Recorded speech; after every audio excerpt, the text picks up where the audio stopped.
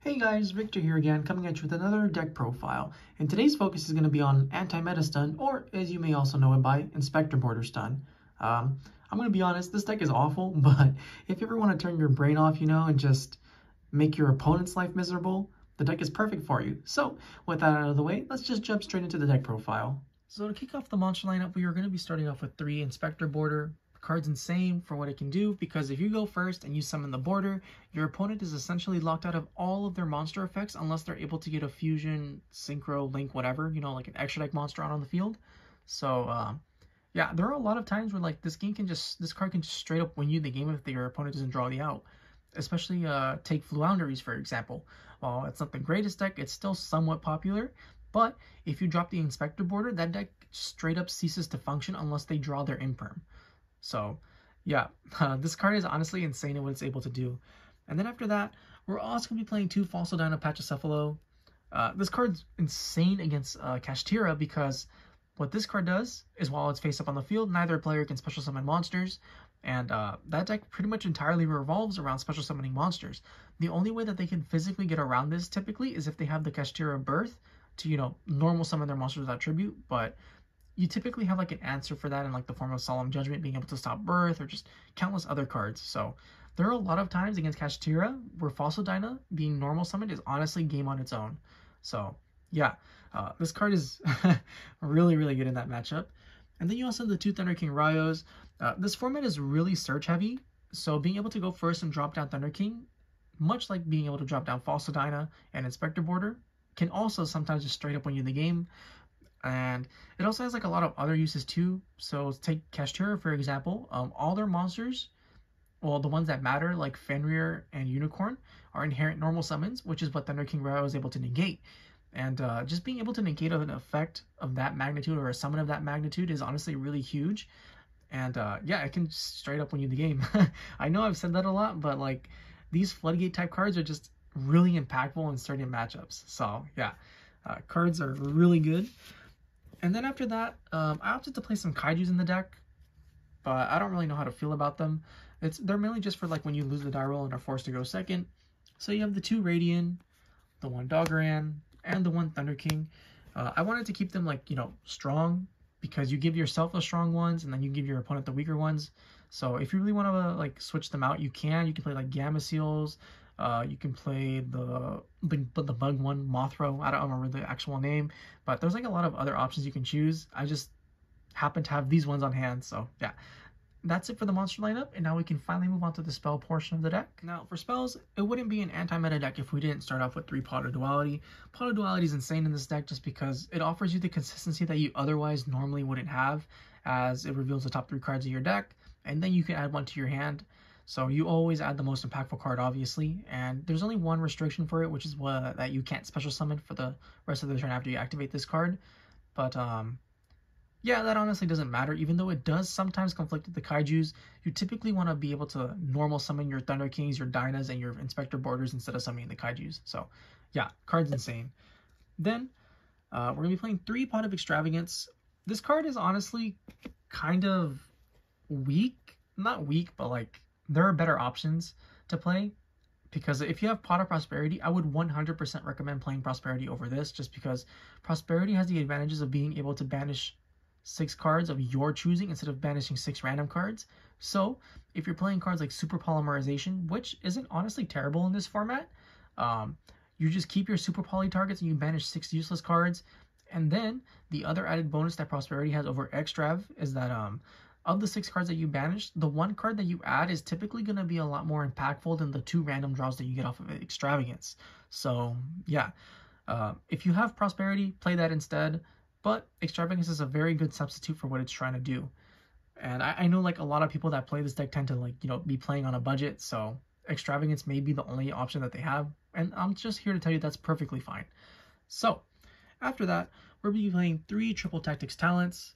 There's a lot of hand traps floating around in this format, whether it's Drone Lockbird or Ash Blossom, or just things of that nature. So being able to talents your opponent's hand and rip a card out, or being able to draw 2 after they most likely asked your Pot of Extravagance, because it does happen a lot, is honestly really huge. And even if you go second, this card's great at breaking boards because, say you're playing as Pachycephalo, for example, right?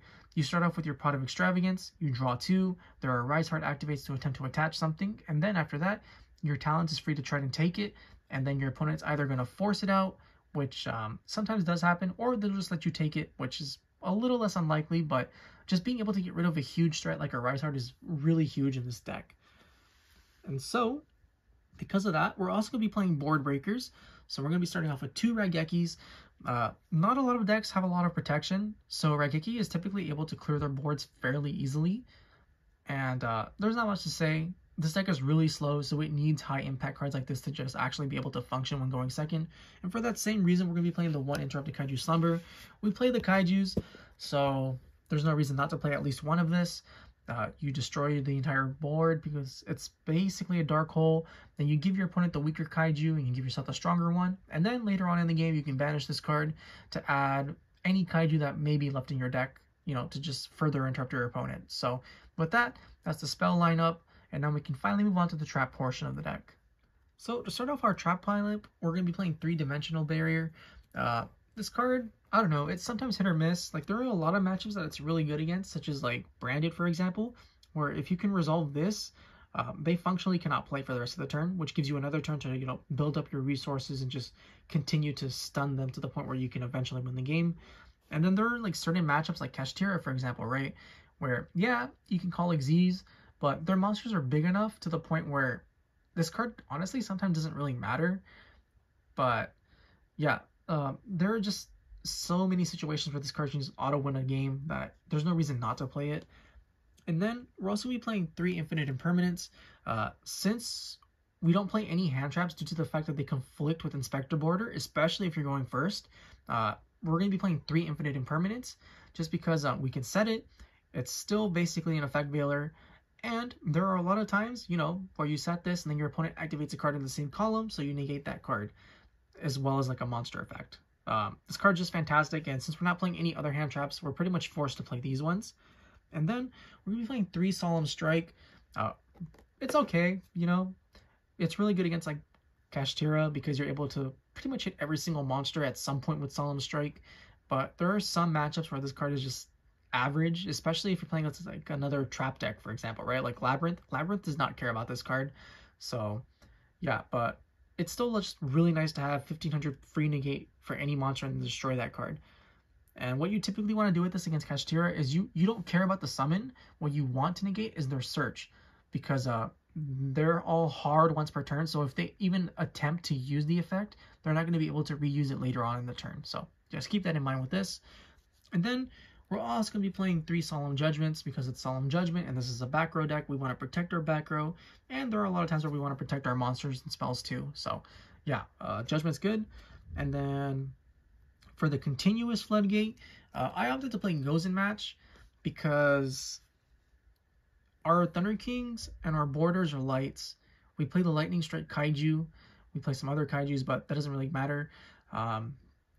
And like I said earlier, this deck is pretty much geared towards Pachycephalo, and every single one of those monsters has a different attribute. So if you're able to resolve the Gozen match, you can essentially turn it into like a Kaiser Coliseum, because they're not going to be able to summon more no matter what, unless they drew multiples of the same card. But then that requires them to have the original monster plus a birth for like a normal summon. So yeah, out of all the floodgates that are continuous, like Rivalry, there can be only one.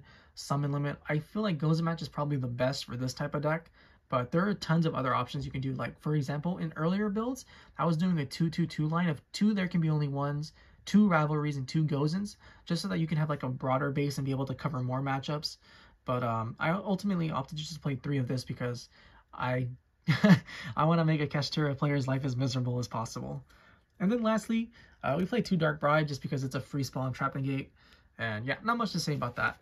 So that's it for the trap lineup and the main deck. It's 40 cards, and now we can finally move on to the extra deck. Now when it comes to the extra deck, it honestly doesn't really matter all that much, unless you're playing Super Poly, in which case you pretty much want to max out on every single Super Poly target. So you want to play 3 Garura, 3 Mud Dragon, 3 Dragostapelia, and even 3 Starving Venom Dragon, because sometimes the situations do come up. But if you're not playing Super Poly, then those cards don't matter. The only one that 100% you should be playing at least one of is Divine Arsenal Zeus. and that's because thanks to talents, we're going to be taking a lot of Xyz monsters, so the situation to make Zeus does come up pretty often. And there are a lot of times where like Zeus can just change the momentum of the game entirely by being able to wipe your opponent's board, and then after you've wiped their board, you're free to set all your cards face down, and they have to answer Zeus plus like 3 to 4 back row typically. And for a lot of decks, that's not very easy to overcome. So yeah, if you take anything from this, 3 Zeus, 100% mandatory, and then if you're playing Super Poly, 3 of each Super Poly target. And then you have Downer Magician here just because sometimes the Xyz you take, especially if you're playing against like Sprite, is weak. So, you know, you just stack this on top and then you stack the Zeus on top of that and then you just go to town. So with that, that's the deck profile. I hope you guys enjoyed it. If you did, please feel free to like, comment, subscribe, and I'll catch you guys next time. See ya!